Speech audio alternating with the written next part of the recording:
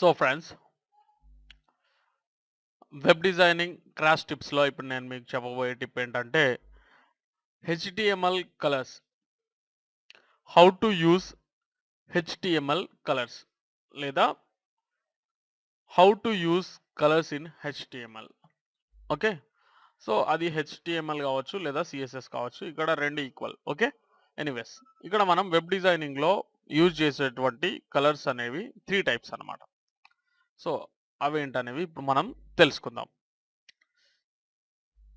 ఇక్కడ చూడండి, colour names. With CSS colours can be set by using colour names. అంటే ఇక్కడ సిఎస్ఎస్లో అంటే క్యాస్కేడింగ్ స్టైల్ షీట్ లేదా మనం స్టైల్స్ ఎంటర్ చేసే చోట colours can be set by using colour names. ఇక్కడ మనం కలర్ నేమ్స్ అనేవి యూజ్ చేస్తూ అక్కడ ఆ ఎలిమెంట్కి ఏ కలర్ అనేది డిసైడ్ చేయవచ్చు అనమాట. Okay, so for example colour red. Okay, ఇక్కడ ఈ కలర్ చూపించడం జరుగుతుంది, అలాగే దాని నేమ్.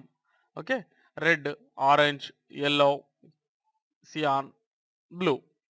ఓకే, ఇప్పుడు మనం బ్లూ కలర్ రావాలని అనుకుంటే అక్కడ మనం కలర్ నేమ్ని ఏమని ఎంటర్ చేస్తాం? బ్లూ అని ఎంటర్ చేస్తాం. ఓకే, సో కలర్ నేమ్స్ అనేది ఒక పార్ట్. అలాగే RGB, red, green and blue. Okay, with HTML RGB color values can be specified using this formula. Okay, so RGB colour values మనం enter చేయాలంటే ఇది ఒక ఫార్ములా అనేది ఉంటుంది. ఓకే, ఆర్జీబీ అని ఇచ్చిన తర్వాత బ్రాకెట్స్ పెట్టేసి ఆర్ వాల్యూ అంటే red value comma green value comma blue value అనేది ఎంటర్ చేయాలి. ఓకే, ఈచ్ పారామీటర్ అంటే red, green and blue defines the intensity of the colour between 0 to 255. Sorry, 0 and 255. Okay, అంటే 0 నుంచి 255 మధ్యలో ఆ కలర్ ఇంటెన్సిటీ లేదా దాని వాల్యూ అనేది ఉండడం అనేది జరుగుతుంది. ఓకే, అంటే 255 తర్వాత అంటే 256 ఇలాంటి వాల్యూస్ అనేవి ఇక్కడ రావు. ఓకే, సో ఎగ్జాంపుల్ చూసినట్లయితే మనకు ఆర్జీబీ వాల్యూ ఎలా ఇస్తామంటే రెడ్ కలర్ కోసం ఆర్జీబీ వాల్యూ రెడ్, ఇది గ్రీన్, ఇది blue value. Okay, red value 255 ఉండి 00 గ్రీన్ అండ్ బ్లూ వాల్యూస్ ఉన్నప్పుడు మనకు ఈ పర్ఫెక్ట్ రెడ్ కలర్ అనేది ఏర్పడుతుంది అనమాట. సో ఈ ఎల్లో కలర్ ఏర్పడడానికి ఈ వాల్యూస్, అలాగే ఈ కలర్ ఏర్పడడానికి ఈ వాల్యూస్, ఈ కలర్ ఏర్పడడానికి ఈ వాల్యూస్, అలాగే బ్లూ కలర్ ఏర్పడడానికి రెడ్ అండ్ గ్రీన్ వాల్యూస్ 0 ఉండాలి. అలాగే 255 బ్లూ వాల్యూగా ఉన్నప్పుడు ఇలాంటి బ్లూ కలర్ అనేది మనకు ఏర్పడడం జరుగుతుంది. ఓకే, సో మనం అది ఎలా ఏర్పడుతుంది, దాన్ని ఎలా తీసుకోవాలనేది నేను మీకు చెప్తాను, ప్రస్తుతానికి వినండి. ఓకే, నెక్స్ట్ హెక్సాడెసిమల్ కలర్స్ లేదా హెక్స్ కలర్ వాల్యూస్ అని చెప్పేసి, హెక్స్ కలర్ కోడ్స్ అని చెప్పేసి కూడా వీటిని పిలుస్తూ ఉంటారు.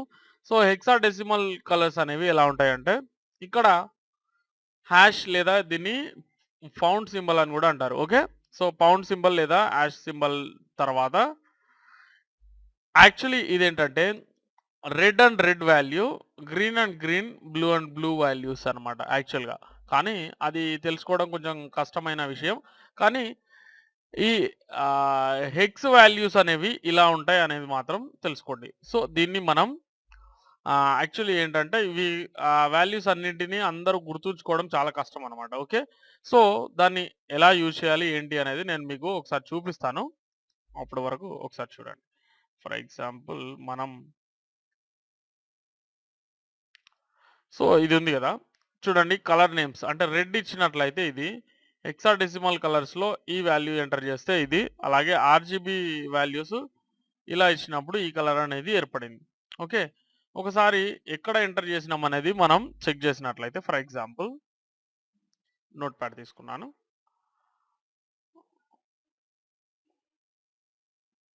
ఓకే, సైడ్ బై సైడ్ చేద్దాం.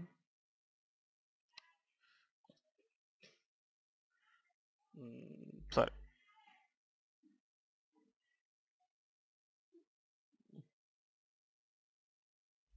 ఓకే. సో చూసినట్లయితే ఇక్కడ చూడండి,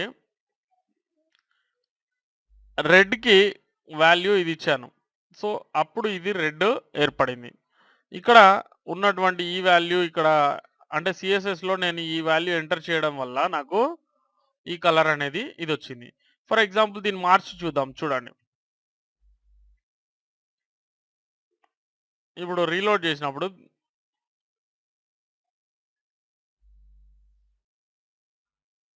సారీ. ఫర్ ఎగ్జాంపుల్ ఎఫ్ ఇచ్చేద్దాం ఇక్కడ.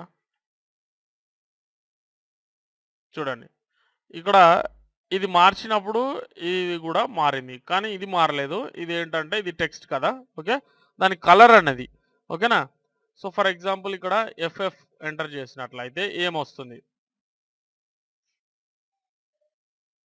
ఓకే. 55.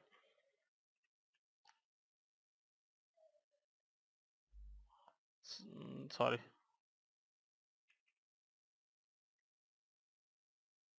ఓకే.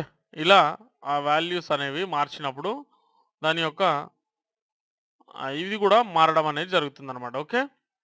సో ఇక్కడ చూడండి ఆర్‌జీబీ వాల్యూ అలాగే ఇక్కడ దీన్ని కూడా మార్చినట్లయితే ఫర్ ఎగ్జాంపుల్ ఇది 200 చేసేస్తాను.